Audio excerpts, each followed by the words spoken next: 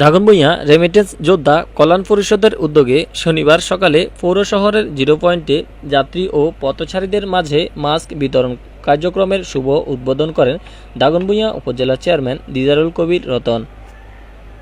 উক্ত সংগঠনের প্রতিষ্ঠাতা অ্যাডমিন নবিউল হক খান সাহেবের পরিচালনায় এ সময় পৌর মেয়র ওমর ফারুক খান, পৌর আওয়ামী লীগের সভাপতি খাইজ আহমদ, দাগনভূঞা বাজার ব্যবস্থাপনা কমিটির সভাপতি ইস্কান্দার, ব্যবসায়ী কল্যাণ সমিতির সাংগঠনিক সম্পাদক নুরুল হুদা সেলিম, দাগনভূঞা পৌর কাউন্সিলর হানিফ, দাগনভূঞা রেমিটেন্স যোদ্ধা কল্যাণ পরিষদ দুবাই শাখার উপদেষ্টা দৌলত খান দোলন, যুগ্ম আহ্বায়ক ইঞ্জিনিয়ার জসিমউদ্দিন, যুগ্ম আহ্বায়ক আফসারউদ্দিন সহ আরও বিভিন্ন গণ্যমান্য ব্যক্তিবর্গ উপস্থিত ছিলেন।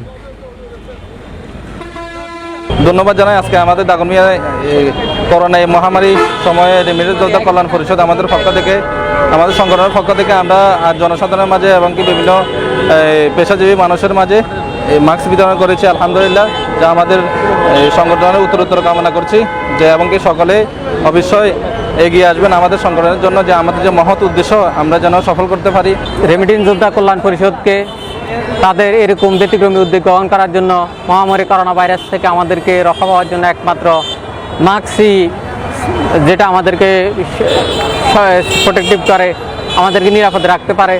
তাই দাগনভূঞাবাসীকে আজকে যে রেমিটেন্স যোদ্ধা কল্যাণ পরিষদ মাস্ক দিয়ে সাধারণ পথযাত্রীদেরকে যেভাবে মাস্ক দিয়ে এগিয়ে এসেছে, তার জন্য আমি রেমিটেন্স যোদ্ধা কল্যাণ পরিষদকে ধন্যবাদ জানাই।